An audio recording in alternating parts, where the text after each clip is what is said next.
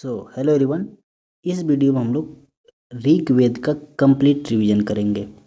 Alright, foundational study of early Vedic period for civil services prelims examination, यानी civil services मतलब जो अपना examination होगा, परीक्षा होगा, उसमें ऋग्वेद का बहुत इंपॉर्टेंस रहता है। इस बार क्वेश्चन भी आया था, तो इसको हम लोग छोड़ नहीं सकते। अगर किसी को पीडीएफ का लिंक चाहिए या फिर पूरा पीडीएफ चाहिए तो कमेंट कर देना, पीडीएफ दे दिया जाएगा। ठीक है, सबसे पहले हम लोग पढ़ेंगे स्ट्रक्चरल ऑर्गेनाइजेशन, जिसमें आते हैं द 10 मंडलास, यानी 10 मंडल जो हैं इनके बारे में हमको पढ़ना है। ठीक है, देखो यहाँ पे पॉइंट वाली बात क्या लिखी गई है। The Rigveda is organized into 10 mandalas, 10 mandals है उसमें। ठीक, विच वेरी इन क्रोनोलॉजी, जो क्रोनोलॉजी में वेरी करते हैं, उनका कंटेंट भी अलग होता है। The core consist of the family books, core किससे बनता है? फैमिली बुक से। अब ये फैमिली बुक रिप्रेजेंट क्या करता है? Oldest layer of the text. जितने भी टेक्स्ट हैं उसमें ओल्डेस्ट लेयर ऑफ टेक्स्ट किस में दिया गया है? फैमिली बुक्स में। मंडलास 1 and 10 वर एडेड लेटर, जो पहला मंडल है और 10वां है उसको बाद में ऐड किया गया था। Incorporating more philosophical and complex sociological concept like the पुरुष सूक्त। इनकॉर्पोरेटिंग किसके साथ इनकॉर्पोरेट किया गया? मोर फिलोसॉफिकल और कॉम्प्लेक्स सोशियोलॉजिकल, यानी समाजवादी बातें, जो भी तथ्य हैं जैसे कि पुरुष सूक्त, इन सब को क्या किया गया? इनकॉर्पोरेट किया गया। ठीक है, बाद में ऐड किया गया। This structure provides a chronological road map, ये क्या प्रोवाइड करता है? Chronological road map of the evolution of early वैदिक थॉट एंड सोसाइटी।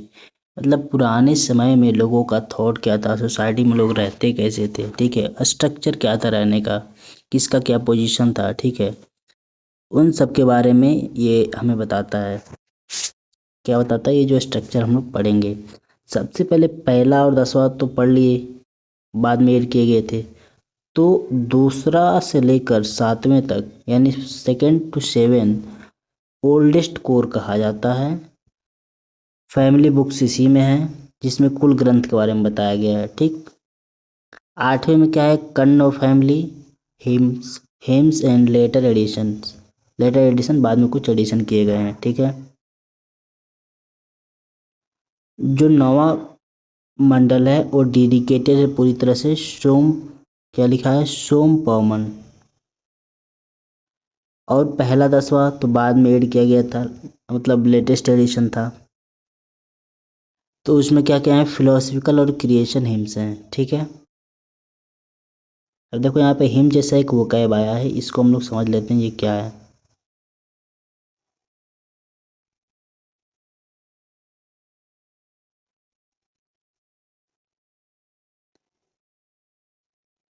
क्या होता है? ये कोई भजन होता है, कोई सॉन्ग होता है, उसे क्या कहा जाता है? हिम्स कहा जाता है। ठीक है, यहाँ तक कोई डाउट नहीं होगा। आगे बढ़ते हैं हम लोग नेक्स्ट पेज पे। द वैदिक पैंथियो, द वैदिक पैंथियन यानी गॉड्स ऑफ नेचर, नेचर के जो गॉड्स थे उनके बारे में, जो देवी देवता थे उनके बारे में पढ़ना है, जो वैदिक देवी देवता थे। सबसे पहले आते हैं इंद्र, जिन्हें कहा जाता था द किंग ऑफ गॉड्स। क्या कहा जाता था? King of gods. The most important deity, देवता थे, विथ 250 हिम्स। 250 हिम्स जो अभी हमने जाना कि क्या होता है? सॉन्ग होता है। नोन एज पुरांद्र, यानी ब्रेकर ऑफ फोर्ट्स, जो किलों को क्या करता है? तोड़ता है। ही रिप्रेजेंट्स थंडर, वो क्या रिप्रेजेंट करते थे? थंडर, रेन एंड वार। बताइए सबके बारे में। उसके बाद आते थे अग्नि। दूसरे कौन थे? अग्नि, जिन्हें कहा जाता था द डिवाइन इंटरमीडियरी। ठीक, second most important deity as the god of fire, Agni देवता। ही कैरी सेक्रीफाइस, वो क्या कैरी करते हैं? सेक्रीफाइसेज। किससे? From human real of the gods, ठीक है। उसके बाद आते हैं वरुण, गार्जियन ऑफ रता। किसके गार्जियन? रता के। अब रता क्या था, क्या थी, जो भी हो इसके बारे में हम लोग देख लेते हैं, एक minute. The upholder of cosmic order. रता क्या था? कॉस्मिक ऑर्डर थे। अभी कॉस्मिक ऑर्डर क्या थे हम लोग समझेंगे, अभी हम लोग रिवीजन कर रहे हैं, ठीक है। तो जैसे बताया जा रहा है वैसे आप लोग इसको लर्न करते जाइए। वरुड़ा क्या था? गार्जियन ऑफ, यानी वरुण के कौन थे? गार्जियन ऑफ रता। रता क्या था? कॉस्मिक ऑर्डर, ठीक है। और वरुण उसी के क्या थे? अप होल्डर थे। He maintains moral and natural laws. वो क्या मेंटेन करते थे? मॉरल और नेचुरल लॉज, जो प्रकृति को बैलेंस के लिए ज़रूरी होते हैं, नेचर के बैलेंस के लिए, ठीक है। या ह्यूमन हो या फिर अपना जो रियल नेचर हो, इन्वायरमेंट हो, ठीक है। Punishing those who deviate from the path of truth. जो भी इंसान या फिर जो भी चीज़ अपने पाथ से, सच्चाई से विमुक्त होता था उसे क्या करते थे वरुण क्या करते थे? सजा देते थे, ठीक है। तो यहाँ पे कुछ लोग हैं, इनके बारे में देख लीजिए, यही लोग हैं सब, ठीक है। तो ये हो गया। अब यहाँ पे कुछ फेमस सूक्त के बारे में पढ़ेंगे हम लोग। सूक्त क्या होते हैं देख लो।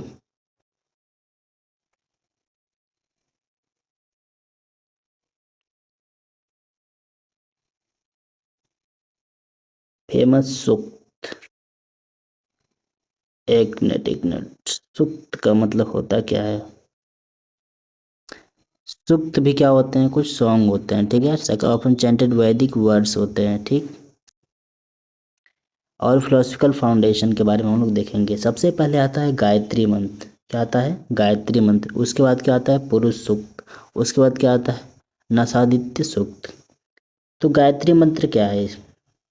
ये तीसरे मंडल में पाया जाता है and composed bye says Vishwamitra. और ये किसके द्वारा बनाया गया था? महर्षि विश्वामित्र के द्वारा।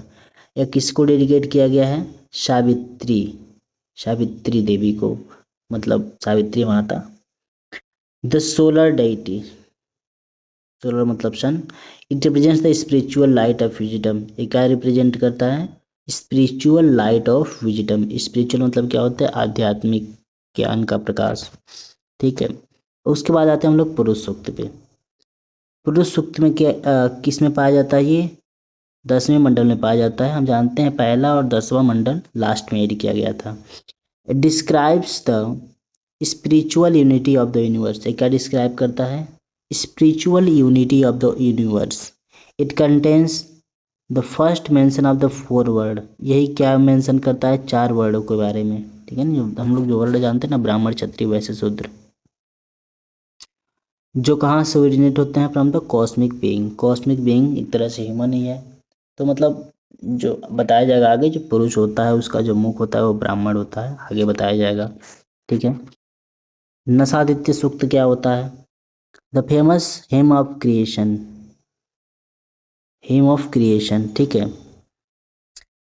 इन मंडल 10, किस मंडल में है ये? 10वें मंडल में। It reflects deep philosophical scepticism. अब देखो स्केप्टिसिज्म क्या होता है, इसके बारे में हम लोग जानेंगे। ये किस पे रिफ्लेक्ट करता है? Philosophical scepticism and speculation about the origins of the universe and the gods. इसको एक बार हिंदी में हम लोग पढ़ लेते हैं।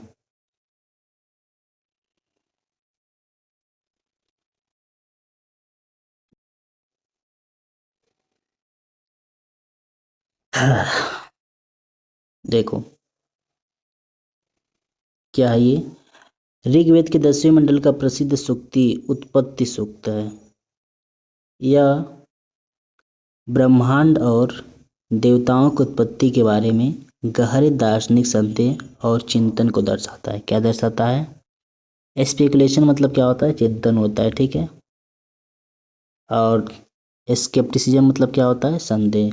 इन सब के बारे में बताता है, ठीक है। तो कुछ ये जो कैब है इनको भी तैयार करते रहिए, एग्जाम के टाइम क्वेश्चन को समझने में हेल्प करते हैं ये, ठीक है। चलो, नोटेबल चीज़ क्या है यहाँ पे कह रहा है? नदी श्रुति सूक्त जिसे हिम ऑफ रिवर्स कहा जाता है प्रोवाइड करता है geographical insights into the Sapta Sindhu reason. किस रीजन में? सप्त सिंधु रीजन में ज्योग्राफिकल इंसाइट कौन प्रोवाइड करता है? नदी नदी स्तुति सूक्त। ठीक है, ये भी याद रखना है। तो जिसे हिम ऑफ रिवर्स कहा जाता है। क्या कहा जाता है? Him of reverse. चलिए अब आगे बढ़ते हैं। Political life and tribal assemblies देख लिया जाए इसको भी। तो सबसे पहले वहाँ पे बात आता है कुल के बारे में।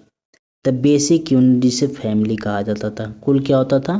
फैमिली होता था। ठीक है, उसके बाद आता है ग्राम। कुल से क्या बनता था? ग्राम बनता था। A group of families. ग्राम क्या होता था? अ ग्रुप ऑफ फैमिलीज, जिसे हम लोग क्या कहते हैं आज के समय में? विलेज भी कहा जाता है। तो ग्राम, गांव, विलेज सब एक ही है। ठीक, अब जब कई ग्राम मिलते थे तो क्या बनता था? विश बनता था। क्या बनता था? विश। इसे ग्रुप ऑफ विलेजेज कहा जाता था, विलेज कहा जाता, सॉरी। इसमें क्या रहते थे? क्लैन। ठीक, अब कई क्लैन मिलकर क्या बनते थे? जन। द हाईएस्ट पॉलिटिकल यूनिट जिसे कहा जाता था ट्राइब। क्या कहा जाता था? ट्राइब। ठीक है, जन मतलब क्या होता है? लोग होता है। The highest political unit. ठीक है, अब तो ये क्वेश्चन अगर कभी पूछ दिया जाए highest political unit in context of Vedic period, so we can respond that जना या फिर जन। अब सबसे पहले बात आती है सभा के बारे में। सभा क्या होता था? An exclusive assembly of elders. क्या होता था? एल्डर्स एंड इलाइट्स, जो भी चर्चे में रहने वाले लोग थे, acting as judicial and advisory body. सभा में कौन लोग रहते थे? जो एल्डर्स रहते थे। ठीक है, जो इलाइट्स जो लोग होते चर्चे में, वही लोग रहते थे वहाँ पर। एल्डेस्ट यानी जो एल्डर्स लोग हैं सभा में, उनका ज़्यादा योगदान रहता था। उसके बाद क्या है? अब देखो समिति क्या होता था? A broad basket folk assembly. Folk मतलब बताइए क्या होता है? Where the entire tribe gather for policy decisions. Entire tribe क्या होता था? इकट्ठा होते थे किसी भी तरह का डिसीजन लेने के लिए समिति में। अब उसके बाद आता है विधाता, विधाता या फिर विदत, जो भी हो। हिंदी में क्या कहा जाता है? The oldest assembly handling secular, जो क्या हैंडल करते थे? Secular, religious and military distribution. ये विदत का काम होता था। ठीक है, विदत, विदता जो भी हो, ये इनका काम होता था। एक तरह से कह सकते हैं एडमिनिस्ट्रेशन को ध्यान में रखते थे ये। उसके बाद आते थे राजन। ठीक, the tribal chief. Rajan, rajan कौन होते थे? ट्राइबल चीफ होते थे। Whose power was checked by this democratic institution. जिसके पावर को किसके द्वारा जांच किया जाता था? डेमोक्रेटिक इंस्टीट्यूशन जितने भी थे ये। ठीक है, इनके द्वारा जांच किया जाता था। मतलब राजा अपनी मनमानी ज़्यादा कुछ कर नहीं कर सकता था। कुछ नियंत्रण में भी रहता था इन लोगों के हाथ में। इकोनॉमिक लाइफ की बात की जाए, पेस्ट्रल सोसाइटी। पेस्ट्रल सोसाइटी क्या होता है? देख लिया जाए इसको भी।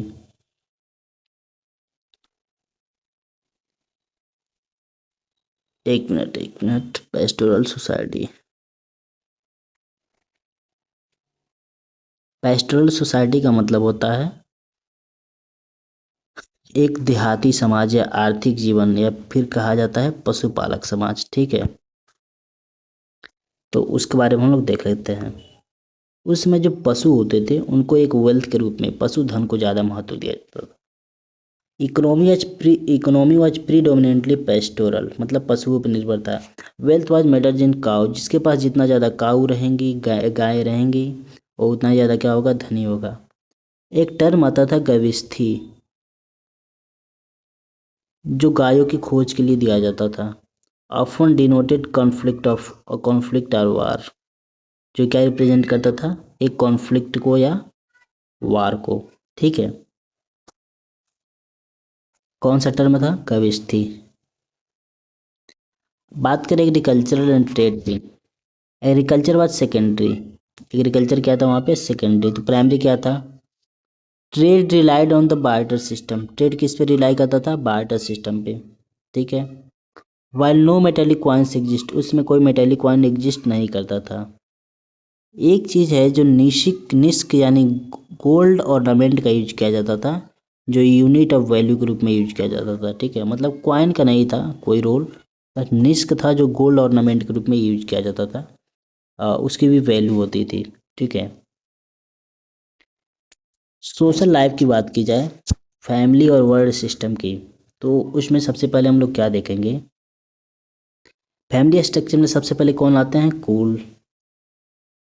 सोसाइटी वाज पैट्रियार्कल, सोसाइटी कैसी थी, पैतृक थी। And organize into joint family, और किस में रहते थे लोग, ज्वाइंट फैमिली में रहते थे। ठीक, the eldest male member, the कुलप, उसे क्या कहा जाता था, कुलप, हेल्ड करता था वो, अथॉरिटी को क्या करता था, हेल्ड करता था। At the social fabric was deeply communal, social fabric क्या था, डीपली कम्युनल था। ठीक है, एक विचारधारा के थे लोग। ठीक, status of women, women, women enjoyed respectable position, वहाँ पर भले पेट्रियार्कल सोसाइटी थी लेकिन वुमेन का रिस्पेक्ट किया जाता था। ठीक है, कुछ मिस्टेक्स हो जाती हैं तो उसको आप लोग ध्यान दे देना। ठीक है, कमेंट कर देना अगर मिस्टेक्स होती है तो उसको बाद में पिन पॉइंट करके उसको सुधारा जा सकता है। ठीक है, तो उसमें वीमेन का रिस्पेक्ट किया जाता था। ठीक, आजकल तो जानते ही हो, कहती हैं पेट्रियार्कल सोसाइटी है लेकिन फिर भी शिकायत रहता है, उनको रिस्पेक्ट नहीं मिला। हालांकि गवर्नमेंट लोग सब प्रयास करते हैं दे, और चलो छोड़ो। देवर एजुकेटेड, वो क्या थी, एजुकेटेड थी। पार्टिसिपेटेड इन ट्राइबल असेंबलीज, वो भी सभा और विदत में क्या करती थी, भाग लेती थी। And were essential in religious, वेदता क्या होता था, मिलिट्री जो भी एडमिनिस्ट्रेशन वाला था। And were essential in religious rituals, religious rituals में भी उनका योगदान रहता था। ठीक है, यहाँ पे कुछ फिगर्स दिए गए हैं, इस पे आप लोग देख सकते हैं। नोटेबल सीयर्स इंक्लूडेड लोपम, क्या है, लोपमुद्र एंड घोष, क्या है ये, लोपमुद्र एंड घोष, एक मिनट इसको समझना पड़ेगा। ठीक है, स्टेटस ऑफ वुमन को हम लोग एक बार हिंदी में रिवाइज कर लेते हैं। ठीक, हाँ,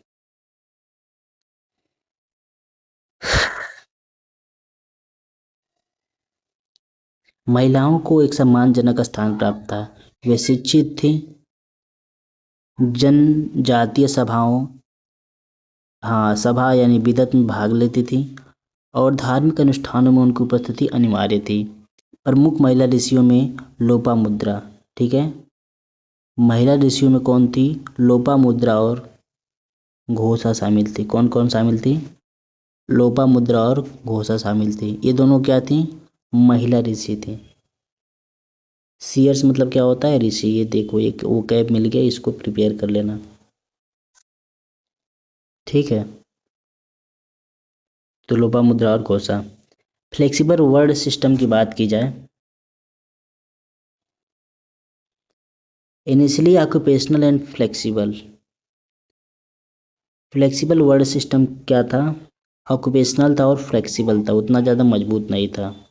not based on birth, birth पे बेस्ड नहीं था, मतलब जन्म से ही किसी चीज़ का निर्णय नहीं होता था, ब्राह्मण क्षत्रिय वैश्य शूद्र या फिर, ठीक है, ऑक्यूपेशन पे डिपेंड करता था, इसका ऑक्यूपेशन क्या है उसी के हिसाब से उसको कैटेगराइज कर दिया जाएगा। द पुरुष सूक्त जिस जो 10वें मंडल में था, मेंशंस द 4 वर्ड, वो क्या कितने वर्ड को मेंशन करता है, 4 वर्ड को। But rigidity only developed in the later Vedic period, लेकिन उसमें ये इतना मजबूत नहीं था। ठीक है, यह जो व्यवस्था था उतना रिजिड नहीं था उस समय, इस बात को भी ध्यान देना है। ठीक, मतलब वर्ड व्यवस्था थी लेकिन रिजिड नहीं थी। ठीक है, अब आते हैं हम लोग रिलीजन पे, rituals and the cosmic order, rituals and the cosmic order. ठीक, एक मिनट, हाँ ठीक है, rituals and the cosmic order. तो रिचुअल्स मतलब, तो एक बार इसको हिंदी में हम लोग ट्रांसलेट कर लेते हैं।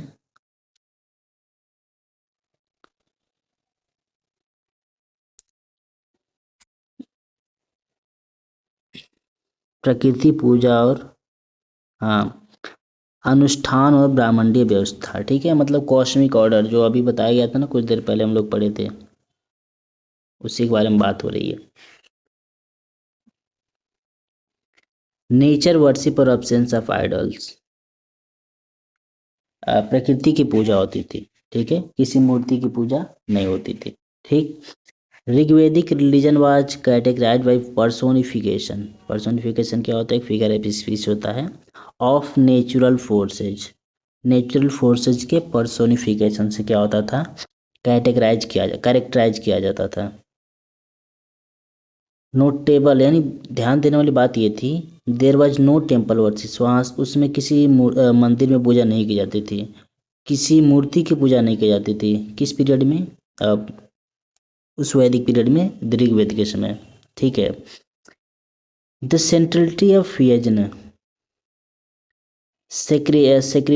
सेक्रिफिशियल रिचुअल्स जिसे यज्ञ कहा जाता था, yajnas were the primary mode of worship, प्राथमिक तरीका था क्या करने का, पूजा करने का था।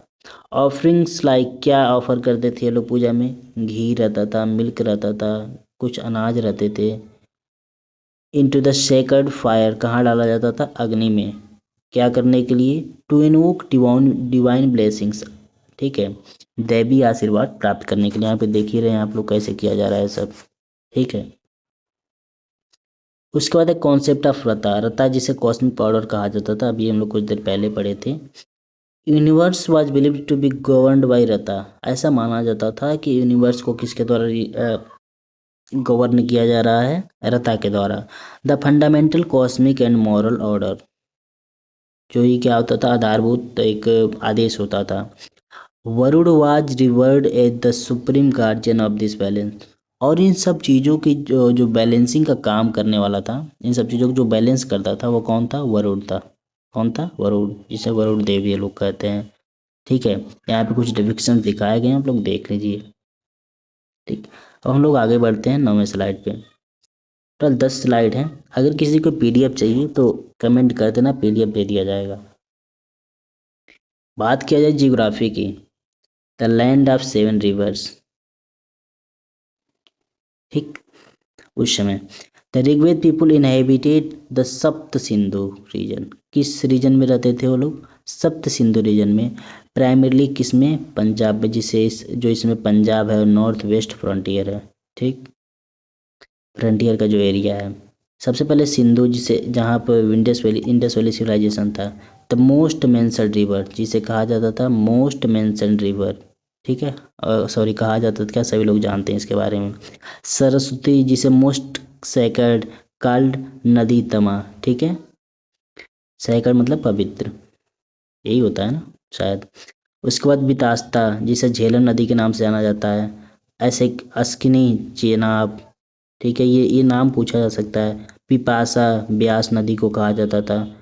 परुष्णी, रवि नदी को, ठीक है। सुतुद्री, सतलज नदी को कहा जाता था, ठीक है। गंगा या Yamuna are mentioned only rarely, ठीक है, गंगा और यमुना का जो मेंशन, जो बात कही गई वो बहुत कम है। Indicating focus was in the north west, क्या ये, Ganga and Yamuna are mentioned only rarely, ठीक है। Indicating the focus was in the north west, किस में फोकस था ज़्यादा, नॉर्थ वेस्ट के साइड, ठीक है। जो भी यहाँ पे कुछ मैप्स दिए गए हैं, मैप से समझना हो समझ लीजिएगा। कुरुवंश के बारे में बात की गई यहाँ पे, ठीक है।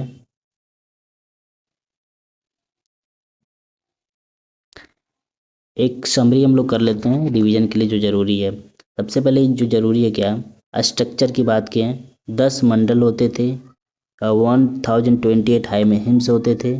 फैमिली बुक्स था 2 से 7, फैमिली बुक्स मतलब 2 से 7वें मंडल तक क्या था, फैमिली बुक्स था, सबसे पुराना था। जो पहला और 10वां मंडल था वो क्या है, लेटेस्ट हैं, जिन्हें बाद में ऐड किया गया। डिटीज की बात की है, इंद्र थे पहले डिटीज, जिनके लिए 250 हिम्स थे, ठीक है। अग्नि दूसरे द्वितीय थे, डिटीज थे, उनके लिए कितने हिम्स थे, 200।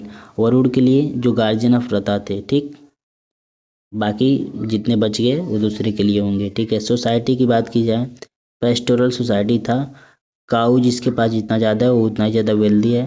पैट्रियार्कल सोसाइटी थी, फिर वीमेन की रिस्पेक्ट की जाती थी। फ्लेक्सिबल वर्ल्ड था, रिजिड नहीं था। ठीक है। पॉलिटिक्स की बात की जाए तो सभा और समिति थे जो डेमोक्रेटिक असेंबली थी। ठीक। राजन का जो पावर था, जो राजा था, उसका पावर क्या था, लिमिटेड था। ठीक है। बात करें ज्योग्राफी की तो किस एरिया के साइड थे, सप्त सिंधु रीजन के साइड। सरस्वती को मोस्ट सेक्रेड रिवर माना जाता था, जिसका नाम क्या है, नदी तमा। ठीक। ये हो गया। यहाँ पे कुछ कॉमन एरर्स के बारे में दिया गया है, जिससे वहाँ उस समय कोई मेटेलिक कॉइन नहीं था। ठीक है। निस्क था जो इसमें क्या था, गोल्ड ऑर्नामेंट था, जिससे वैल्यू के रूप में यूज किया जाता था। रिवर गंगा और यमुना का मेंशन किया गया है। सबसे ज़्यादा फोकस किस पर था, इंडस सिस्टम पे। ठीक है। तो ये सब चीज़ें हैं। टेम्पल्स और आइडल्स के बारे में, नॉट प्रेजेंट इन ऋग्वेद, इनका कोई भी मतलब मेंशन नहीं है। वर्शिप व थ्रू यजना, यजना जिसे यजन के थ्रू यज्ञ होता था इन दो ओपन खुले जगह पर, यजना जिसे यज्ञ भी कहा जाता था। ठीक है। तो इतना ही था।